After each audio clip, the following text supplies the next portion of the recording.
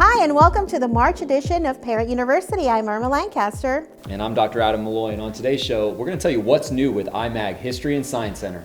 We'll give you some tips on how to help your children prepare for spring testing. And important information about the high school schedule change and early childhood learning.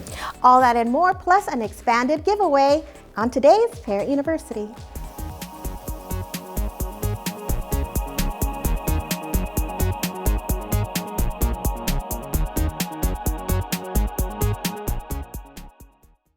We begin today's show with spring testing. We hear all about it. Spring testing is here, and how can we help our kids? To tell us a little bit about that, we have Dr. Matthew Kay and Kim Sass from our Academic Services team. How are you guys doing today? Good. How are you? Good. Thank you so much for joining us. Now, I know we hear this is kind of the time of year where we start preparing our students for spring testing. What testing takes place during this time? It is. So our first test coming up is actually the writing FSA for grades 4 through 10, and it's grade 3 reading. Okay. And those are going to happen right here in April. They're going to have about a week after spring break. And then for individual dates, you'd have to reach out to each school because they're kind of different for each school. Okay. And then after that in May, we have all of the other testing, math and our EOCs, civics, biology, U.S. history, algebra, geometry. And so this is just for elementary? Do you do any middle and high testing? It is middle and high. So everything is 3 through 10. 3 through, okay. And it goes Yes. throughout after spring break for several weeks? Yes, it runs April 4th through all of May. Okay, and why is this testing important? What is it exactly? So this is kind of giving us and the state and the families a good idea of how the kids are doing and what they've learned this year and what changes we need to make sure they're successful. Now, I'm sure that there's a lot that teachers are doing at schools to help the students prepare, but how can parents help their kids prepare at home? Yeah, I think one of the most important things parents can do is be knowledgeable of when assessments are coming up. As Kim said, we have a date range and each school might have its own specific set of dates. So knowing is a big part of that, and being able to support your child, your student is obviously, as a parent, the best thing you can do. We've been working really hard all year. 9 months of instruction have been going into this, and your teachers and students have all been working really hard in the classroom. So as a parent, as we're getting closer to that assessment series, probably one of the best things a parent can do is help the child reinforce healthy habits. Make sure they're getting enough sleep, they're eating, those types of things. We have a good nutritional program at our schools. We have breakfast, encourage your child to eat breakfast, to take each day in stride and to be confident and calm and not put too much stress on that type of situation. The number one thing is consistency and health for the child at this point. And that can really help the child in a lot of ways if you're a parent. Well, I think it could certainly help parents as well. I mean, I think if we model that and we're staying healthy and getting a good night's sleep, that can also help our children do the same. Mm-hmm. So I know that's sometimes hard for us as adults to do. Mm-hmm. So, okay, well, that sounds easy enough. Now, aside from the state assessment, I know that there are some end-of-year tests. Is that just for like high school finals?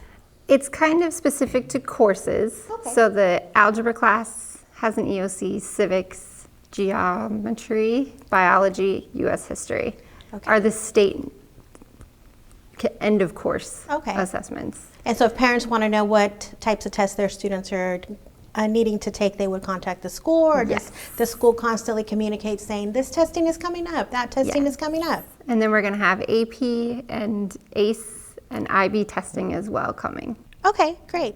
So if parents are interested in maybe additional support, maybe they feel their child is not getting enough support during the classroom, maybe they need a little extra, are there any additional resources that the district offers? Yeah, so we do. We have after-school tutoring now, Connect with Lee, with all of our subject areas. We have a pretty thorough schedule. It can be reached out through the curriculum department. Our schools would know about that as well. So we do offer that type of tutoring, which can support students in their specific needs. And one of the other things I did neglect to say, and I really should enforce really well here, is we talked about the healthy habits, but really what parents can support with is supporting their child to get to school each day on time, to stay connected. A lot changes this time of year. Things are moving very quickly. Assessment schedules can be changed. All these different things. And our schools are going through that last push to make sure the child really is ready for their assessment, whether it's a grade 3 reading or writing assessment, or it's all the way up to one of these advanced programs. And one of the best things for a student is to be in the school and to be receiving that instruction, to be receiving those updates and stay on top of it. And that creates a good line of connection between the home and the school. And that's really crucial this time of year. It's always crucial, but very much so this time of year. So as a parent, making sure the students to school on time, in the classroom, paying attention, eating healthy, sleeping healthy, those things are really what you can do to help your child do the best they possibly can. Thank you. Yes, we did talk attendance during our last session, and we have seen a great improvement. So we definitely want to thank our parents that are doing their part to help keep our students in class, especially during this time. Where can parents get information? Would they just go to our website if they want information on resources, or if they want specific testing, would that be the school website? So within our district website, we do have the uniform assessment calendar that parents can go in and see the windows of time. They're going to have to reach out to the specific schools. A lot of schools themselves have posted their own calendars too. And then another website that just has a fair amount of resources is actually the state. So it's the Florida Standard Assessment website. And so if you just kind of Google Florida Standard Assessment, there's a whole parent part of that, and they've got resources listed there. Great. All right. Well, thank you both so much. Is there anything I didn't ask you that you feel is important to share about testing season? No, I think, one of the things Kim just really mentioned is communication. We're here to help parents. We want to make sure that the parent is knowledgeable and confident, and we can help set up the student for their success as well. So if you have any questions, reach out to us, let us know. We want to help you, and just, good luck. We're all pulling for them. All right, well, thank you both so much for that great information and those great tips for our parents.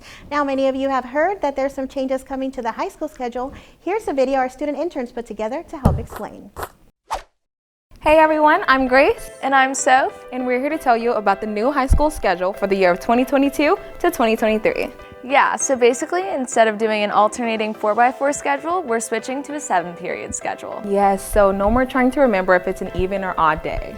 Yeah, that was the worst. Instead, we'll be attending all 7 classes every day.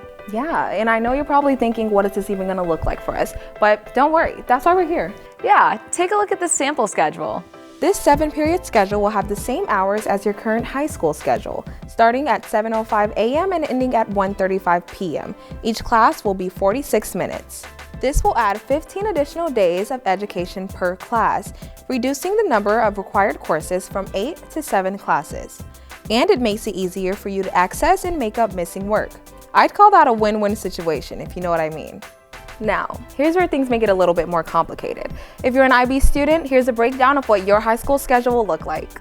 Freshmen and sophomores can expect to take an English, world language, history, science, math, an elective, and another elective or an inquiry skills class. Juniors will take classes in English, world language, social studies, science, and math. For the 6th class, you will either take a language, art, social studies, or a science course. And for the 7th period class, you'll take a theory of knowledge or an elective with a theory of knowledge seminar, or 5 IB classes, theory of knowledge, and an elective.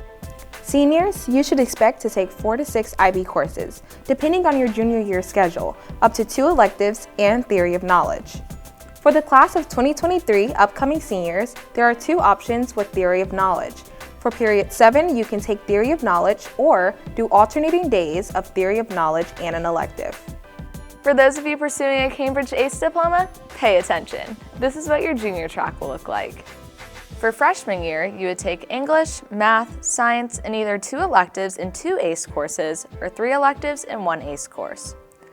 Your sophomore year would include an English, math, and science class and either 1 elective and 3 ACE courses, or 2 electives and 2 ACE courses. Junior year would look like this: math, science, 2 electives, and 3 ACE courses. And for your senior track, sophomore year, you'd take an English, math, science, and one of the following options: 1 elective with 3 ACE courses, or 2 electives with 2 ACE courses. Junior year would include math, science, and either 1 elective and 4 ACE courses, or 2 electives and 3 ACE courses. Senior year would look like this: English, math, science, social studies, and either 1 elective and 2 ACE courses, or 2 electives and 1 ACE course. We hope this helped clear up any confusion about that new 7-period schedule. And if you have any other questions, just email us at highschoolschedule@leeschools.net.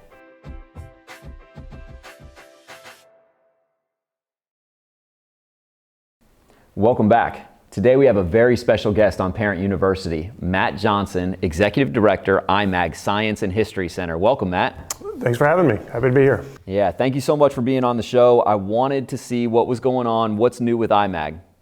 Well, we always have new stuff going on. This year in particular, we've got a lot of new stuff.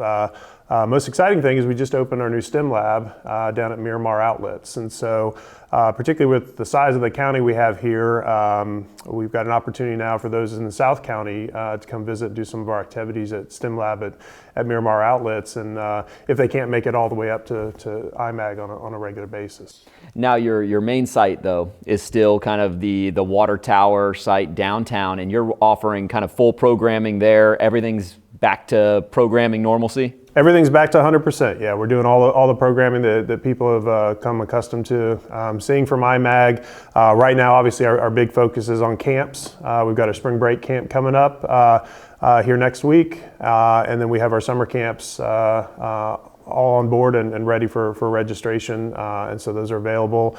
Just a reminder, those summer camps, we have a heavy education focus on those. Our summer camp instructors are Lee County teachers that we hire for the summer to come in and be instructors for our camp, and so STEM focused, great educational content, but the kids have a good time as well. So you have a spring break camp next week. Right, and then you will be registering throughout this process for summer camps. Yeah, the registration's open now, so people can register now, and they do fill up. So I'd recommend, if that's something you're interested in, to get on that sooner rather than later. But yeah, spring break camp next week, and then summer camp. We've got all 10 weeks of summer. We have camp sessions. That's fantastic. So I'm looking for my children. I have a 6-year-old and an 8-year-old. Are there age requirements for your spring break and your summer camps? Yeah, we have 3 groups. So we have first and second graders, 3rd through 5th graders, and 6th through 8th graders. So we segregate the camps based upon the age. And that way we have age-appropriate activities and content for them. So I know STEM is really big. Are they really working kind of science curriculum, history curriculum, or engineering? Like what do you have a focus for the spring break camp? Well, we have new programs this year that we haven't done before, and they're called our clubs. And so all of our STEM camps have STEM focus, and then they get to choose each week a morning club and an afternoon club that they get to go to. So those clubs include things like fun activities like Harry Potter magic camps and Jedi camps, STEM camps like our maker camp where they get to play with our 3D printers and laser cutters. There's a chemistry camp that's based on cooking, so it's a cooking chemistry camp. So they get to choose those programs, a morning one and an afternoon one, where they get mixed up with other students that are in different classes to focus on one of those fun activities. And I don't want to, I know it's kind of a spoiler alert right now, but we are excited to expand our partnership with you this summer at 2 of our sites. We're very excited, and we've got 2 sites that we're, I think, about this close to sealing the deal on, and we're going to be offering the IMAG camp experience at schools, in neighborhoods that I think are going to be more accessible. Maybe driving into downtown Fort Myers every day, twice a day is just too much for somebody living out in Lehigh or and down in the South County. That they'll be able to go to the school they're used to, but get that IMAG experience. Once a week, we're going to actually bus them in, bring them up to IMAG, and do a field trip. So they'll get to get the full experience, but hopefully in a more convenient location. You guys are such a great community organization, partner with the school district, all the things that you're doing. Is there anything else that you want our guests to know? Yeah, absolutely. The next big thing we have coming up on April 28th, we officially open our Fab Lab. And that's going to be important, particularly to the parents who have students on a few different levels. Number one, all our camps are going to utilize the Fab Lab. Our programming, when the field trips come in, they're going to have an opportunity to access it. But as parents and students, it's open to the public. And so if you're a garage tinkerer or maker and you and your student are working on a project, you'll have the opportunity to access some of the advanced equipment like a CNC router, a 3D printer, a laser cutter, fabrication equipment that you otherwise wouldn't have access to that will be a public amenity that we'll have. Man, what a great opportunity there. I really want to thank you, Matt, for being on the show, and we'll put up that information so that people can register and see what IMAG's got going on. And now we're going to turn to a story time with our Superintendent, Dr. Savage. Thank you so much. Well, hello everyone. I'm Superintendent Ken Savage, and it's a real pleasure for me to be here to read to you today. The book that I've picked out today is The Most Magnificent Thing. This is a great book, and I think it's good for kids of all ages, and I'm so excited to read it to you today. The Most Magnificent Thing, for all the little perfectionists of the world. This is a regular girl and her best friend in the whole wide world. They do all kinds of things together. They race, they eat, they explore, and they relax. She makes things. He unmakes things. One day, the girl has a wonderful idea. She is going to make the most magnificent thing.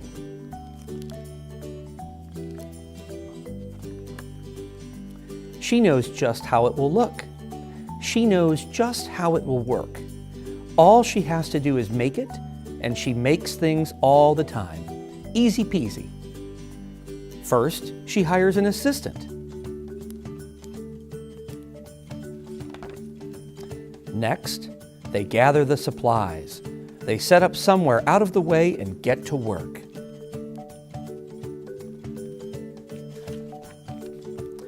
The girl tinkers and hammers and measures, while her assistant pounces and growls and chews. When she is finished, she steps back to admire her work. She walks around one side. Her assistant examines the other side. It doesn't look right. Her assistant picks it up and gives it a shake. Doesn't feel right either. They are shocked to discover that the thing isn't magnificent or good.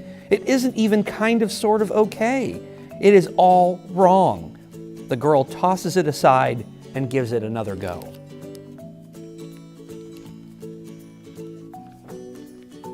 She smooths and wrenches and fiddles. Her assistant circles and tugs and wags. When she is finished, she stands up and takes a long look at it. Her assistant gives it a nudge with his paw. The thing is still wrong. She decides to try again.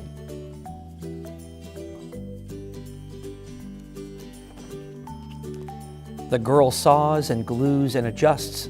She stands and examines and stares. She twists and tweaks and fastens. She fixes and straightens and studies.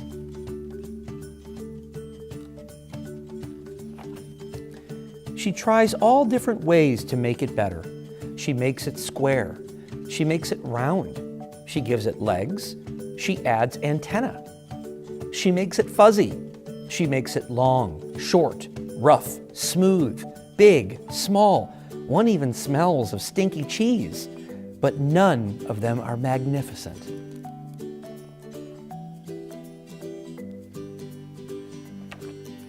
Her hard work attracts a few admirers, but they don't understand. They can't see the magnificent thing that she has in her mind. She gets mad. Look how mad she is. The angrier she gets, the faster she works. She smashes pieces into shapes. She jams parts together. She pummels the little bits in. Her hands feel too big to work, and her brain is too full of all the not right things. If only the thing would just work.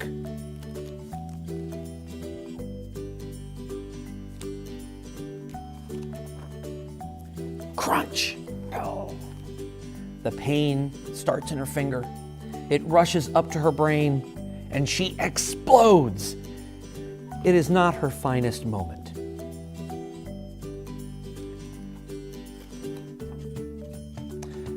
I'm no good at this. I quit.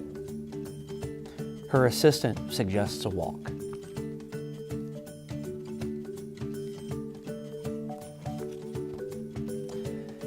It's not much help at first, but before long, she starts to feel different. And bit by bit, the mad gets pushed out of her head.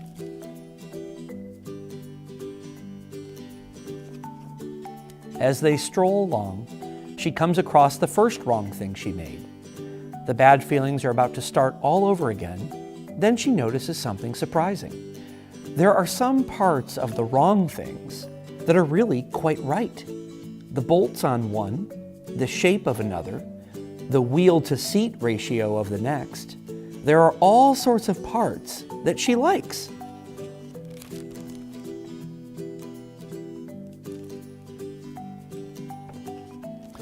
By the time she reaches the end of the trail, she finally knows how to make the thing magnificent. She gets to work. She works carefully and slowly, tinkering, hammering, twisting, fiddling, gluing, painting. Her assistant makes sure there are no distractions. Well, this thing is perfect to ward off bears. This thing will stop that leak. This one's all wet.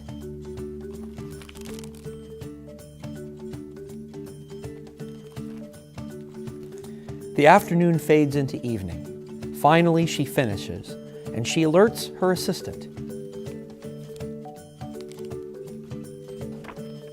The pair take a good long look. It leans a little to the left, and it's a bit heavier than expected. The color could use a bit of work, but it's just what she wanted. They climb aboard and take it for a spin, and they are not disappointed. It really is the most magnificent thing. Thank you for letting me read this book to you today. I hope you enjoyed it as much as I did. Have a great rest of your day.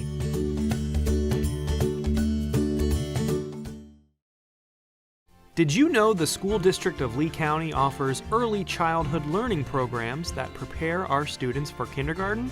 Early childhood learning centers provide care and educational structure for children up to 4 years old at no cost to eligible families. For more information, call 239-332-2512. That's 239-332-2512 or visit eclc.leeschools.net. We hope you found today's program useful, and we're very glad that you joined us. As usual, we're going to give some shout outs to our most active schools for last month's session. So our biggest school this episode was Fort Myers High, and then we had Cape Elementary and Lehigh Acres Middle. Thank you so much for tuning in, and we look forward to more participating in our next session. Now, before we do our monthly giveaway, we are going to have, like we told you at the beginning of the program, an expanded version of our giveaway. Yeah, we're thinking you refer a friend, we're going to sign you up for an extra prize. That's true. So make sure you refer a friend. On this survey, we will ask, did someone refer you? We will ask them for their name and the school, and we will enter you to win an extra prize. So we hope you'll participate. Yeah, thank you so much. Let's get to our drawing. That's right. All right. Shake it up, shake it up. All right, we have a winner. And it is Araceli Rodriguez from Dunbar High and Lehigh Acres Middle. Congratulations. Now this month's giveaway is a $25 Amazon gift card. So we'll be in touch and let you know how you can pick it up. Thank you for tuning in, and as always, we go further together. And we'll see you next time.